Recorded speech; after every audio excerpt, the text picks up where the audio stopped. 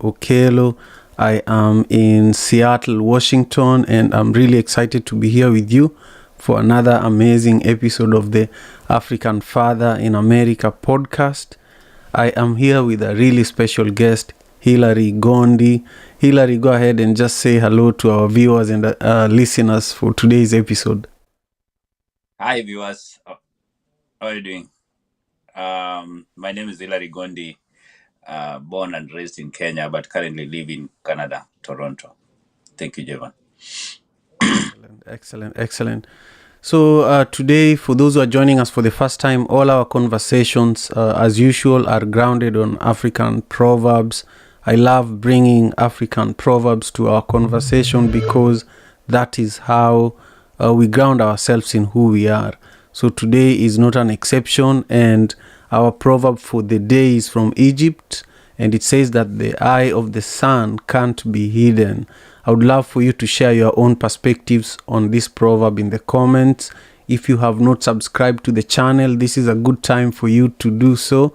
And also give this video a thumbs up. That's one of the ways that YouTube algorithm works, If you don't give this video a thumbs up, there will be very minimal engagement with it.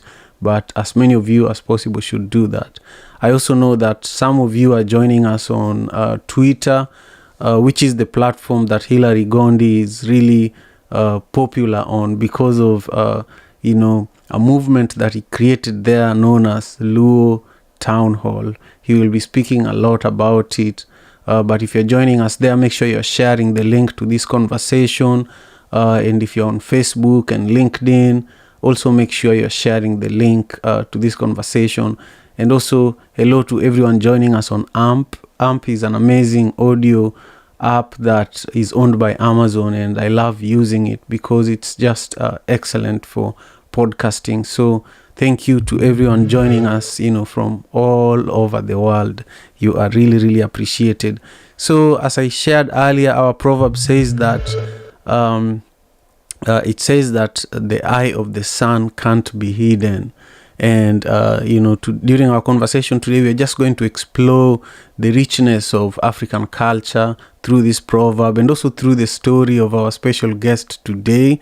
And I'm going to share 3 nuggets of wisdom just quickly, and we'll dive deep into learning more about our guest today.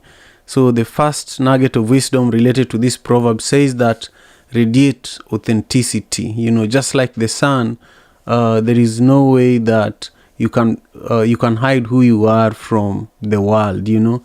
People see the sun and feel the sun from very far away. So similar to the sun, we should always radiate who we truly are, even from a long distance. People should know that one is Simon Okelo. And for me, I feel like with this platform, people already know that I'm radiating authenticity because I've been consistent for 3 years, So that's a good example. Consistency is a way for you to radiate authenticity. The second nugget of wisdom is that the sun is a symbol of truth and cannot be obscured. So we can also all be like the sun, The truth is important whether you are at a moment of victory where you expect people to celebrate you, or where you should be celebrating yourself and not waiting for people to celebrate you. At the same time, when you are in a moment of despair where, you expect people to know that this guy probably feels ashamed of himself because they're struggling, they're not doing well, you should still, be like a symbol of truth, no matter what situation is going on. And then finally, the last nugget of wisdom says that your strength can endure any challenge. Similar to the strength of the sun, we might think that we are weak because we don't know how incredible we are, but really, we are more powerful than we can ever imagine. And that's really, really similar to the sun. So I want to bring it to you, my brother Hilary Gondi. I want you to also speak a little bit about this proverb from Egypt. I want to add it just quickly on the screen for those who are just joining us. The eye of the sun can't be hidden. Hilary, what does this proverb mean to you? Thank you so much, Simon and Jevan, for having me today. Actually, this amazing, amazing proverb that when I was going through it is, and they all said it, the eye of the sun can't be hidden. The truth is, the light that the sun is giving, nobody can hide in it. It's only God that can do it. Because God is the creator. So this amazing thing that is telling me that the light that you're giving people, you need not to hid it, but you need to put it on the table, and you need to be real in life. And whatever you do should be seen as a light to the people. And that's why these people, when they come, or the Buddhism, when they come with this proverb of the Egyptians, that the eye of the sun cannot be hidden. It is true that when the sun is out there, the light is all over. It's something that you cannot eat. And it's amazing that it's a light that everybody want to relate to. So I think that this is on personal level. It shows that personally, as Hillary, what light can you give the people? What light can people see when they see Hillary? What with the things that you talk about? Are you factual, or you are not factual on the things that you do? So this is just shows that let us be truthful. Let us be amazing people. Let us be people that show other people light, and that light that you give the people, it is that it will be seen in their life like the sun.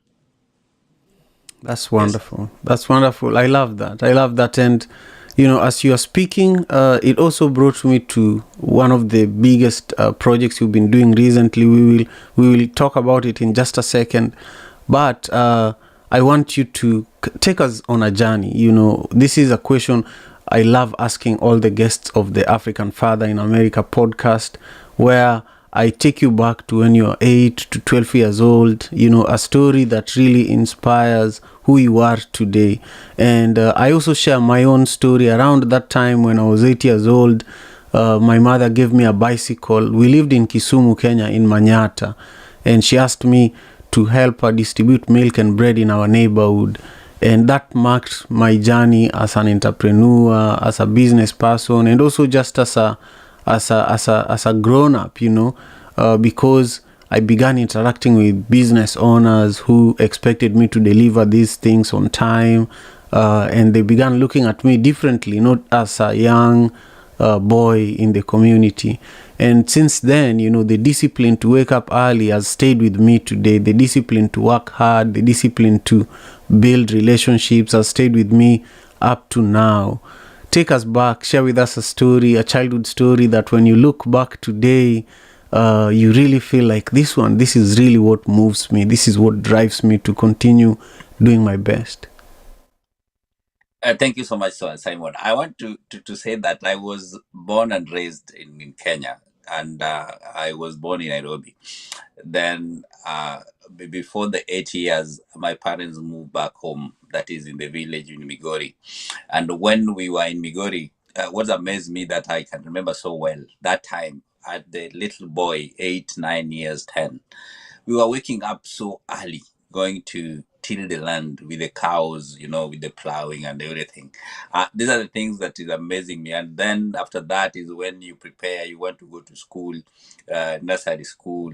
And that time, when you go to nursery schools, people are big, people are old and everything. But that time I was so tiny, and people were saying that you need not to come to school. But I decided that after going to the land, chilling with my father, then we walk. They take me to school. I go to school. I was enjoying. I like my cousin. One of my cousin.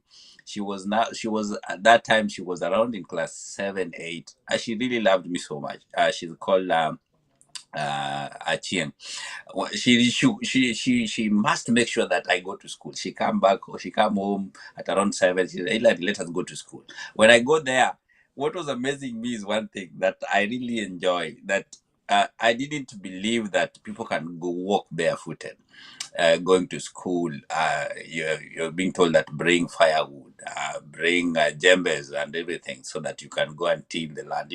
This was just amazing, amazing life during that time. But what amazed me and make me think otherwise is that you go to the shamba in the morning, as when you go to school. So you realize that even in school, you are so tired you cannot even do anything else. Then it happened that way until around May, when I was around 14, 15. Then we migrated again back to Nairobi a little bit. Then we went to Thika, then where I was raised and went to school and everything. So this story is amazing story that when you see how the children back home, you walk where bare feet and you walk even half naked, you just walk with a short, you don't even feel cold, and you're wondering. So this was an amazing journey that uh, helps you to work so hard so that you can't be, because when you go to when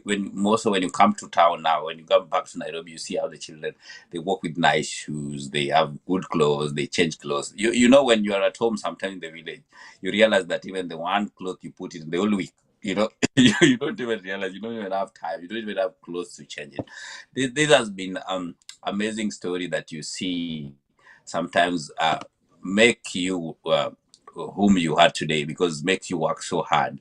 You see, you want your children or the children, the people around you, to live a good life like other people. So this has been an amazing story that I can remember that time. Dad was amazing guy. He wake me up in the morning, said, "You are a man.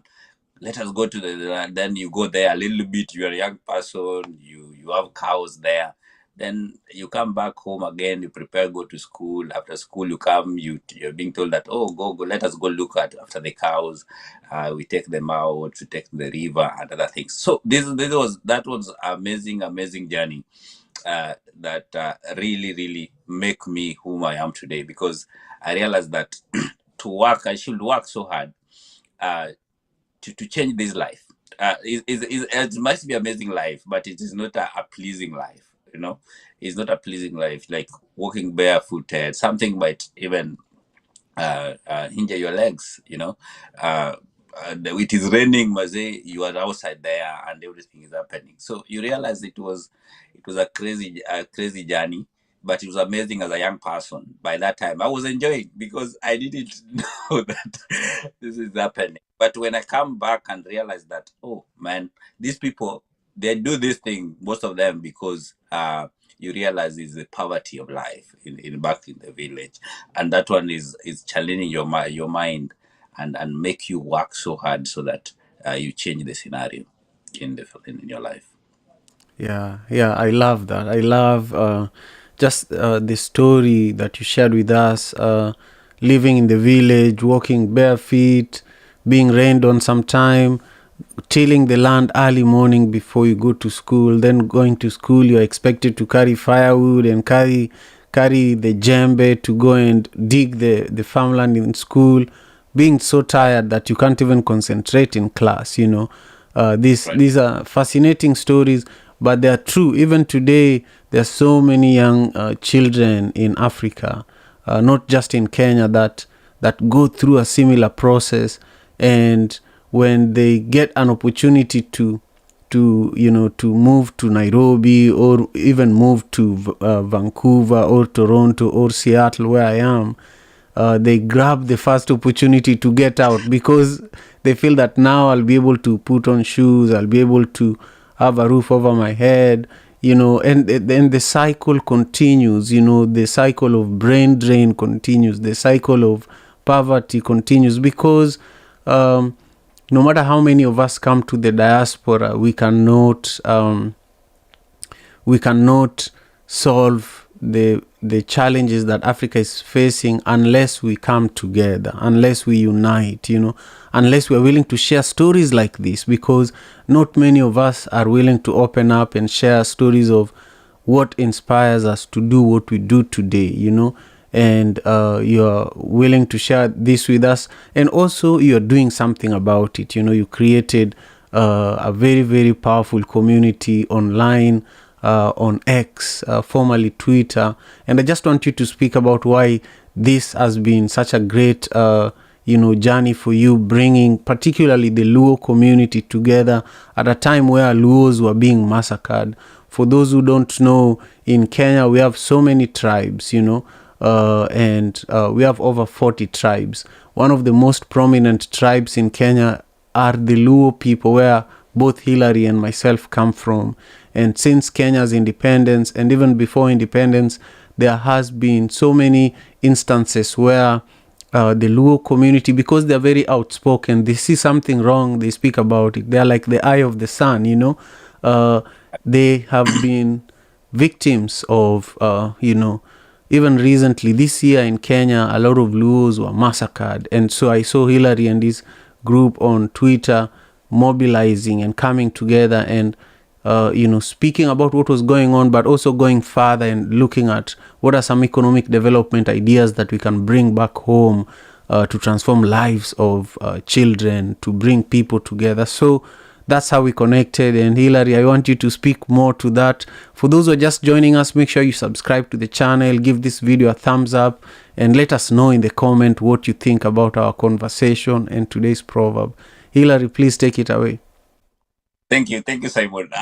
Thank you for asking me that question. Actually, when we started about Twitter, now it's called it's called X space. When we started that, I started personally. I started with a lady called Maggie. Maggie, she's in Germany, and when we start talking about, we are talking about health issues, because many people have been affected with health issues and other things, and then during that time we saw that our like Luo people, they need their own channel or on a space that they can speak their language and everything. Being that you have mentioned so well that Luo community, I know we are so many in the world, but we are particularly coming from Kenya. Is one of the tribe in Kenya, largest one among the largest tribe in Kenya, and so powerful. And it is known that Luos in Kenya, they love books, they love studying. They're very bright people. They're hardworking guys. They don't beg for anything, but they work for it. That is amazing, amazing journey. And Luos has been there in since the Kenya become as a nation, and things that is happening. Luos have been amazing and a pillar in Kenya as a country. And this is amazing thing that's personally, I thought that it is important now. Let us talk about this, because the culture of them, we are losing them. They are not well documented. Yes, there's people who have documented them, but they're not well commented, and things are changing. You see that now we are now in board podcast, which was not there before. So these things that make me with the team, that we think that how can Luos come together and make this amazing story and be a reality, most of the people in the village back home there, because it comes to my mind, like I said before, that I was born in Nairobi, yet I went to village, and you see how the children are struggling there, even going to school and other things. How can we change this thing? And also, being that people are saying that we are powerful, and also we know that we are very bright, but what is happening now, that our people are being killed, our people, things are being happening mostly during during political time, during elections. Every elections we see Luos are being killed, and so many things are happening. So we say that how can we retreat this? But we say that if you have a forum whereby we can speak as people, we speak as a nation, as Luo people, then we can have a way forward of doing all these things. And actually, that's why we came with the Luo Nation Town Hall, whereby our major target, we want to bring all Luos, wherever they are. And I know you are part of it, and that's where we met, and then you came on board. We are discussing this Luo. How can we come together? You're in Seattle, Hillary is in Toronto, other people in Germany, other people are back home in the village. How can we connect ourselves? And we start doing things called mentorship programs. We can, like now we are doing book donation. Actually, that is amazing thing. And I want to relate with the today's proverb that say the eye of the sun cannot be hidden. We know that everything is hidden in the books, and that's why we came with this project, whereby we want to collect all books all over the world, as long as it's a readable book, whereby we want all the children from the village. We want to set up our target is to set up a well library, community library, whereby all of our children those who cannot access books in maybe institutions that are giving the books, they access it for free.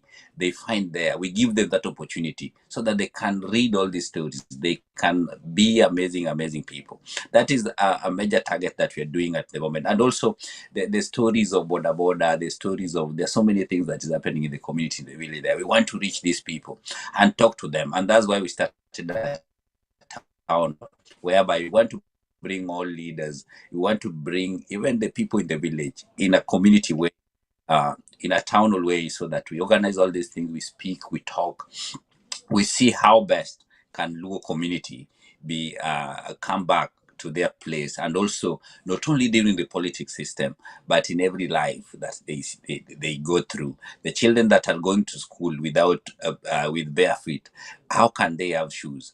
The children that lacks books, how can they get books and get this knowledge that we have today?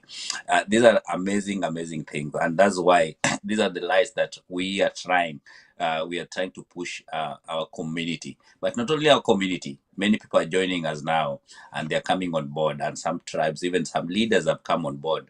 That they're seeing that what we are starting is amazing thing. So this is a sun that cannot be hidden, because this is a light that is gonna bring change in the Luo community, but not only Luo community, but even in our country, in Kenya. And so many friends also coming on board from, like, I have friends from Uganda who was telling me that, Mazi, this is a thing that we want to start also to see that. So you see, it is something that I was thinking that is just going to help our village people, but now it's going across the world, and many people embracing it and seeing that it's amazing thing that even they are planning to start, so that people can see the light, people can get the knowledge, people can get to know what is happening across the world. And that's why we started the Luo Nation Town Hall, whereby we are on Twitter, we are in Facebook now, we are planning to go on YouTube channel, so that all these things that we're speaking about, we are talking about, we are sharing about the knowledge that we are sharing there. People can see them, and they can be documented, and they be there for future reference, so that the people who are coming after us, the generation that is coming, find something that they can lean on and spread all these things. Because we realize that even most of people, Javan, I know you have been in Seattle in the US, but if you realize that even your children, if you're not careful, they did not know the culture, because there's no documentation. So this is the thing that we are doing now. We are documenting this. Even our children that is being born outside the country, they can know what is happening with Luo community, and they should know that they are Luo people, as much as they are born in Seattle, they are born in Canada, they are born in Germany, they are born in Australia. These are the things that we are trying to do in Luo Nation Town Hall. And actually, amazing now. We are now going outside there, looking for laptops and computers and desktops, because now we want to even set some solars in the villages back home, so that we see how our people can have light, and also can access all these things in a way, so that when we talk here, even them in the village there, they can listen and see, and we mentor them wherever we are. That's the target, and that's why we started this space, or we started this amazing community conversation, whereby we bring everybody on board. We no matter how small you are, no matter how big you are, we want to bring everybody on board, so that we can see how our community can have a force, not only a force of political system, but a force of changing the society on a positive way, as when we are still alive. It's excellent. It's excellent what you are doing, and I commend you and the team that is supporting you to do the amazing work that you're doing. For those who are just joining us, my guest is Hilary Gondi, who is a creator, is one of the founders of the Luo Town Hall, which is an amazing online community that is also making real change back in the villages in Africa, especially in Luo land. But I want to, before we continue on with our conversation, Hilary, I want you to think about how everyone who is watching can actually support you and the work that you're doing. Before I do that, I want to talk about two things that I'm currently working hard, and I want to invite you, our viewers, to be a part of Taste of Madaraka Festival. This is a dinner series that I actually started in 2016. We just recently rebranded it because the focus now is the Madaraka Festival that is growing. And so as we are growing Madaraka Festival, we are combining it with a lot of the work that we do around food justice. You know, here in the diaspora, a lot of our people do not have access to healthy food, you know, but African food is one of the main healthier cuisines that you can ever find. So we are bringing different African chefs. For example, on September 17th, we have a Ugandan chef that will be cooking authentic Ugandan food for us here in Seattle at Langston Hughes Performing Arts Institute. And this is going to be happening every third Sunday of the month. So in October, we will have a Kenyan chef. In November, we will have a Ghanaian chef. So every third Sunday between September and March, we will have incredible chefs bringing amazing food for all of us to enjoy and build community. We will also have live music by One Vibe Band. So you don't want to miss this September 17th, 6 to 9 p.m. at Langston Hughes Performing Arts Institute in Seattle. That is the first event I want you to know about. There's a second one that I want to share real quick, which is an amazing business forum that I have also been involved with for a number of years now. The Africa Day Business Forum, happening on September 30th from 8:30 a.m. to 10 p.m. This is a whole day event at the Motif Hotel, and it's organized by the African Chamber of Commerce of the Pacific Northwest. That has been around doing this event particularly and other work in the community for over 23 years. So if you're a business owner in Africa or any part of the world that really wants to do business between the US and Africa, this is where you need to come and meet other business people, government officials from Africa and the US, banks, and companies that are interested in doing business in the motherland and also here in the United States. So join us on 30th of September. Those are very important two events that I want you to be a part of. Now, as we continue on with our conversation, we are heading towards the end of our time together here, Hillary, and I just want you to share with us how anybody who is watching or listening can support you, join the work that you're doing so that it can continue growing. Thank you, Javan. For our listeners, we thank you so much for coming on board today and watching what Javan is doing. This is an amazing thing, Javan, and I want to appreciate the work that you're doing. To support the work that we're doing as Luo Nation Town Hall, this is not we cut across. Everybody that want to support most of the project that is going on, that is book collection or book drive, for the people who cannot get access to the books easily. Tell us, just reach out to come to our Twitter handle that is called Luo Nation Town Hall. When you go there, you'll find the M-Pesa number. Myself, I'm there. And also, you can reach me directly. My phone number is 437-225-1507. 437-225-1507. You can reach me directly or my email and everything. Or if you go to my Twitter handle, Hillary Gondi, those are my names I'm using on Twitter and Facebook and everywhere. You can reach me out, and so that we can have a converse on the same. But we call everybody on board, Jevan. And I want to say that we need more volunteers. This work, we started small, but is growing amazingly. I want to mention here that recently we had a small contribution, and people amazingly give graciously. Actually, we are now our target was around 5 million, whereby we will be there for the first time, but we are now around 600,000 Kenya shillings plus books. We have a lot of books, but we want to do these things so that we can set up the libraries, the public libraries. And this public library is not only being on Luos, but it will be any Kenyan who can access those libraries, they can go and access them. So we need more support.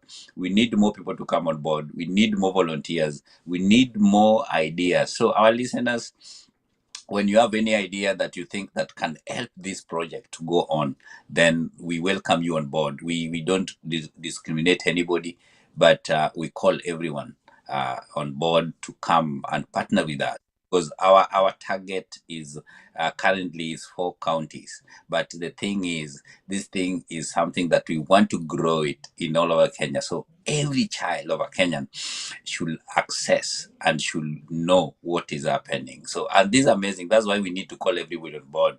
And now, at the end of the day, everybody should be there to make sure this project is going on. So we are calling everybody who is listening us today, and those people will listen to us later, that we are amazingly, and we welcome you on board with amazing idea, with any idea that you have. We are ready to accept any idea that come on board. And how the little can you support? 1 shilling, 100,000, $1 million. Those things will go to the community, directly to community, to support the community. Those are things that we are doing, Jevan, and calling upon everyone so that whoever can come on board, we welcome you much. Follow us in Luo Nation Town Hall, there in our Twitter or X Spaces, or myself, Hilary Gondi. If you go to my Twitter, you can do that. Yes. Excellent, excellent, wonderful. For those who are just joining us today, my guest has been Hilary Gondi, who is one of the creators and founders of the Luo Nation Town Hall, an amazing group that is building public libraries and igniting conversations about Luo unity across the world. It's something that is important, that I think everybody needs to pay attention to. Every community needs to be supported by other communities, despite what what community they are. All other communities needs to ensure that every culture is preserved, and I feel that the Luo Nation has contributed immensely to the world. We've given you Obama, we've given you so many we've given you Lupita Nyong'o. So the world needs to support anything that the Luo people are doing. So I commend you, Hilary. Is there anything I've not asked you that you want to speak about before we end our time together today? Yeah, Jevan, thank you so much. I think that there are so many things that is happening in our community, most of Luo people, that one of them, I know, political issues, and some few months ago we see that people are in Nyabondo, that is Kisumu County, that is, and even Kisumu itself, we saw that. So those are the things that we tell our young people, those who are listening, that let us keep away from these things and let us focus on our just tomorrow life. And most of young people are being used. I like to say that young people, we have an energy to do things. I know when I say young people, when I say young people, I'm 38 years old actually. So I still believe that I'm a youth and I'm young. I still have a lot of energy, and I have more years to live. And even if you see the people who are being killed there, Jevan, they were just young people. That's 20 years, 30 years. You see, it is just a painful to lose a young person on that scenario.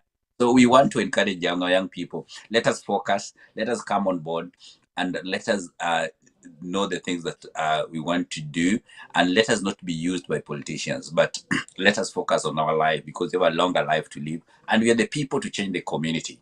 We are the people, we are the future of this community, of Luo community. So I want to urge our young people in the village and wherever they are, that we are the people, and when we are the people, we are the sun of tomorrow.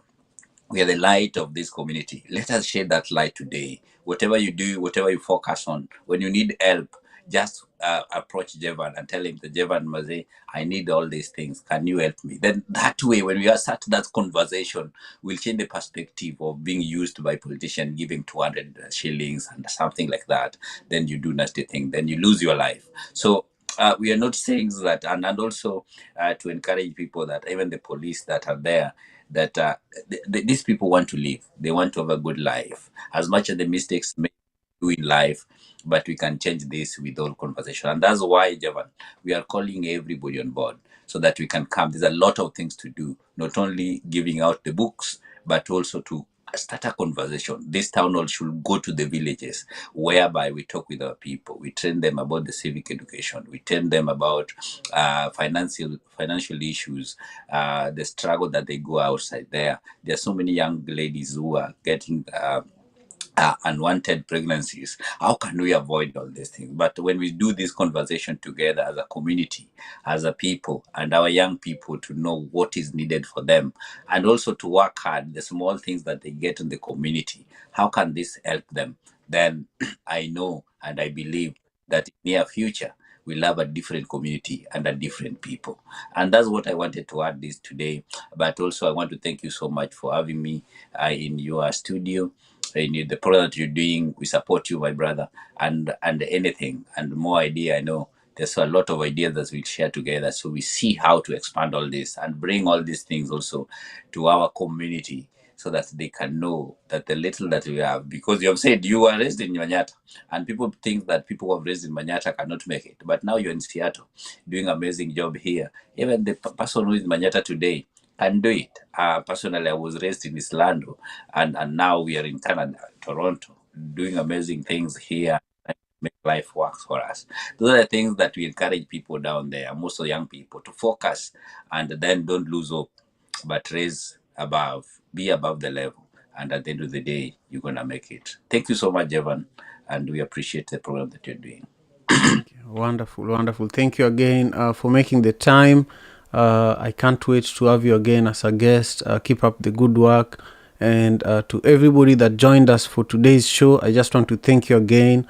Make sure you subscribe to the channel if you're on YouTube, and if you're on any other platform and you're enjoying the show, make sure you follow me on those platforms, because that's one of the ways that you can actually stay engaged with me and the content that I'm bringing to bring our community together. For those who are able to comment, engage with the content, and let me know what part of Hilary's story inspired you today, and what are your perspectives on today's proverb. Thank you so much. I can't wait for us to meet again here tomorrow, 6 a.m. Pacific Standard Time. We'll be doing this again. And I wish you all a nice Labor Day weekend. Today is a holiday here in the US, and a lot of people are still sleeping, but I am very, very committed to this work. So, I don't have, Mondays to Fridays off. I just want to focus on bringing you beautiful ancestral African wisdom through this proverb. So take care, Hilary. Take good care of yourself, and we will meet again in the next hours and days. Thanks a lot. Thank you so much. Father in America. Tujikaze, tujikaze, jikaze. Tujikaze, tujikaze, jikaze. Africa, tujikaze, tujikaze, jikaze. America. Tujikaze, tujikaze, jikaze. You are listening to African Father in America podcast by Simon Javan Okello, live from Seattle, Washington.